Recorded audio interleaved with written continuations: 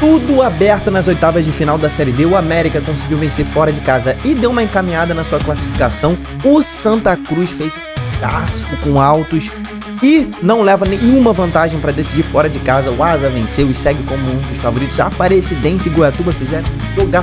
Vamos falar de todos os jogos das oitavas de final da Série D agora, então vambora, mete marcha e vamos nessa.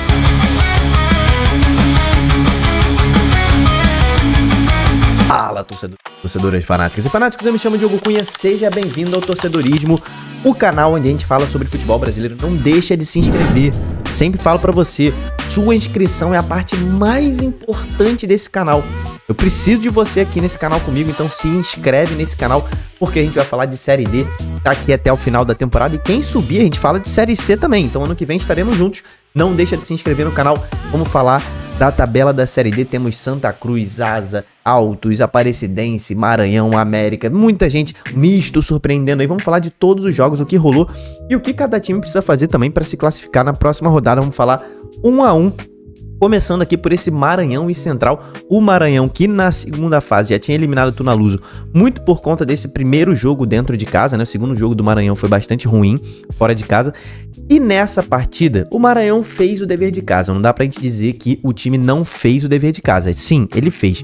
Chegou a abrir 2 a 0 no primeiro tempo e parecia caminhar por um jogo parecido com o que fez contra a Tuna, né? Parecia que o Maranhão ia fechar o confronto ali no primeiro jogo dentro de casa, mas foi no segundo tempo muito para trás, tentou administrar a sua vantagem, tentou falar assim, 2 a 0 tá bom, se a gente fizer mais um, ok, mas aí baixou muito o nível de concentração, tentou administrar o Central, e quem assistiu a Série D, viu o Central jogar já no grupo da morte, sabe que esse time do Central é muito organizado, muito perigoso.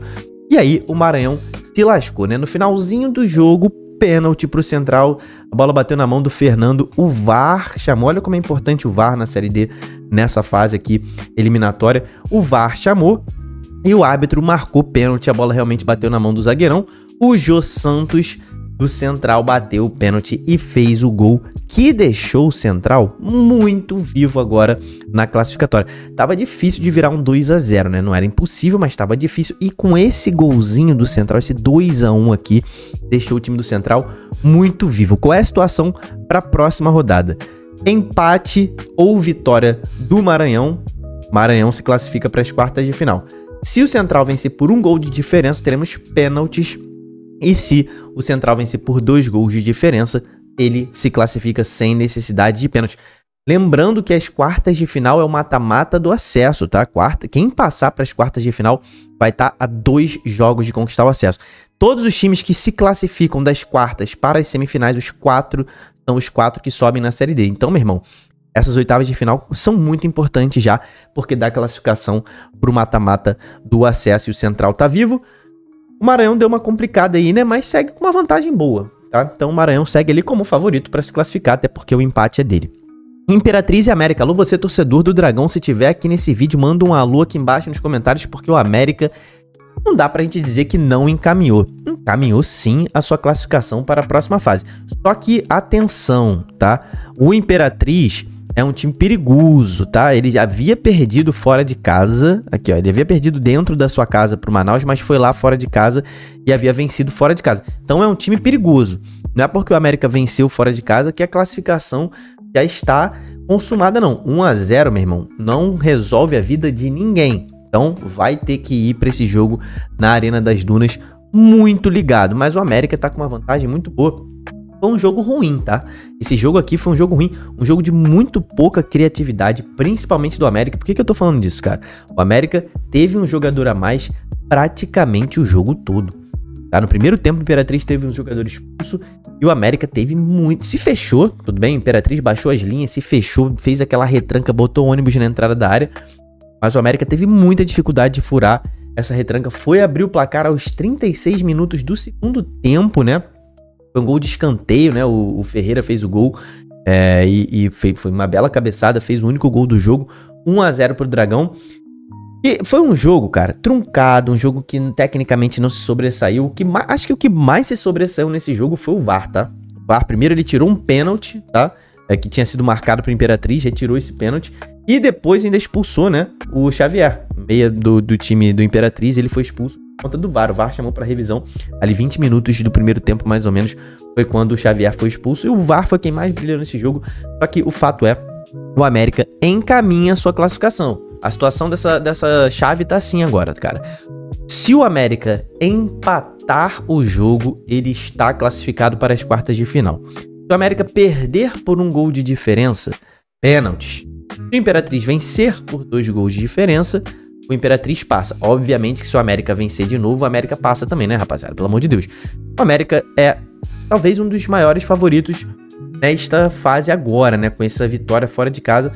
Mas, cara, nenhuma, você vai ver aqui, eu vou falar de todas as chaves aqui, nenhuma tá fechada completamente, mas o América não deixa de ser um grande favorito aqui.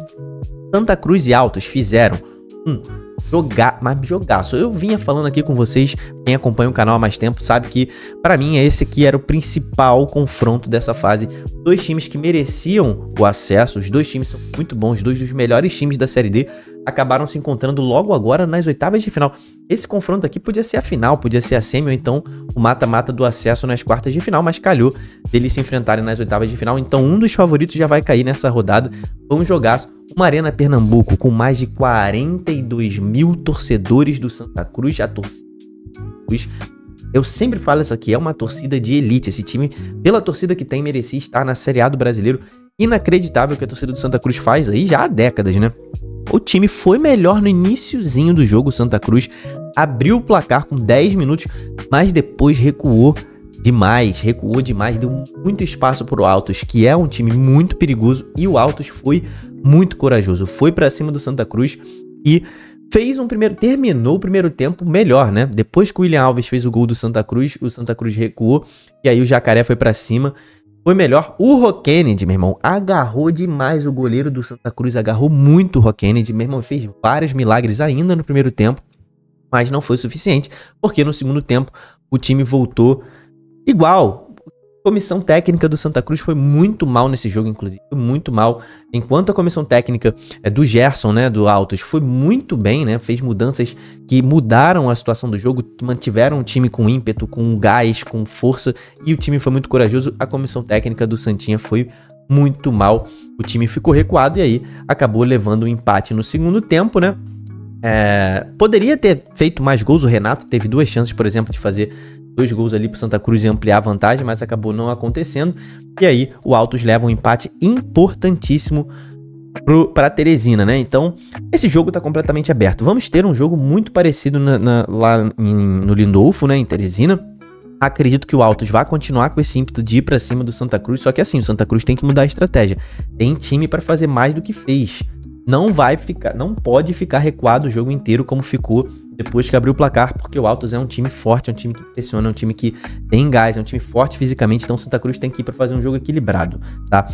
Então, o Altos passa a ser o favorito aqui nesse confronto, é um time muito forte, porém, cara, tá tudo em aberto, né? Qual é a situação dessa chave? Cara, quem vencer leva, tá? Quem vencer leva, ninguém tem vantagem. Se der empate, teremos pênaltis de novo. Então tá tudo completamente aberto aqui entre Altos e Santa Cruz. Vai pegar fogo, esse jogo vai ser domingo às 18 horas. Teremos live depois desse jogo aqui, tá? Manauara e Asa, cara, o Asa segue sendo um dos grandes favoritos ao acesso, né? Manauara fez um jogo muito bom, muito equilibrado com o Asa, mas o Asa acabou sendo melhor. Até que o Manauara começou melhor e tal. Só que, cara, a situação é que o Asa abriu o placar e é um time, cara, que controla muito bem a partida. O Asa controla muito bem o jogo. E foi o que ele fez. O Manauara tentou atacar, o Asa cozinhava o jogo, ataque aqui ou ali. Um time muito bem, toca muito bem a bola, marca muito bem. Então, probabilidade altíssima. É o principal favorito a passar para a próxima fase. O Asa deve passar para as quartas de final e jogar o mata-mata do acesso. O Manauara perdendo esse jogo em casa acaba ficando muito difícil a situação. O Asa agora empatando em casa passa. Perder por 1-0 ou um gol de diferença, pênaltis. O Asa vencer passa também para o Manauara passar 2 gols de diferença. Goiatuba e Aparecidense fizeram o melhor jogo, tá? Dessa primeira perna das oitavas de final. Um jogaço, tá? O Goiatuba abriu o placar no iniciozinho do jogo e aí O Aparecidense virou o jogo ainda no primeiro tempo. Aí na segunda etapa, o ídolo, meu irmão, da Aparecidense, o Alex Henrique, marcou o gol pro Goiatuba, empatou o jogo, mas o Diego ali, próximo dos 20 minutos do segundo tempo, fez o gol da vitória, e a Cidinha acabou controlando o jogo até o final, mas foi um jogaço, tá? O primeiro tempo foi coisa de maluco, o segundo tempo baixou um pouquinho ali o ritmo do jogo, mas um jogaço, tá completamente aberto, tá?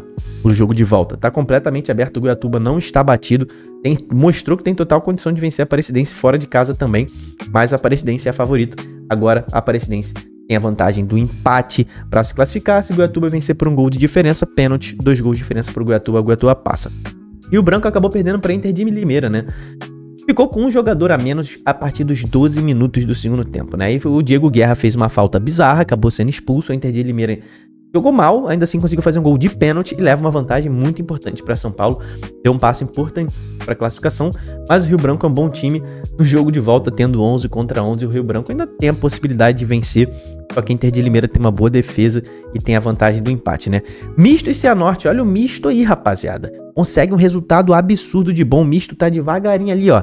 Ninguém assistindo, ninguém dando muita fé e o Misto vai devagarinho. O Cianorte começou em cima, abriu o jogo, mas deu muito mole e o Misto é assim, meu irmão. Se tudo é mole, o Misto vai brocar.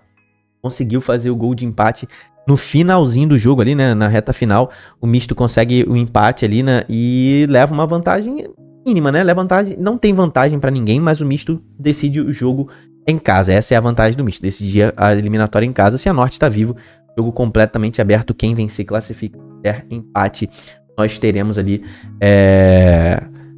pênaltis, né? Então vamos ver como é que vai ser esse jogo aí entre Misto e Cianorte, tá? Vamos ver aqui, ó, esse jogo entre Ceilândia e Barra, cara. Também completamente aberto, né? Mas o Barra decidindo em casa acaba sendo o favorito nesse jogo aqui. Confesso a vocês que eu não assisti esse jogo inteiro, vi só li algumas coisas sobre Barra e Ceilândia, me disseram que foi um jogo equilibrado, mas eu acho o Barra um time melhor do que o do Ceilândia, decidindo em casa, ele é favorito, tá? Coloca aqui embaixo o seu... Vai passar na Série D para qual time é que suba na Série D? Inscreva nesse canal. Espero nos próximos vídeos. Deixa de se inscrever, de deixar só o hype. Até o próximo vídeo.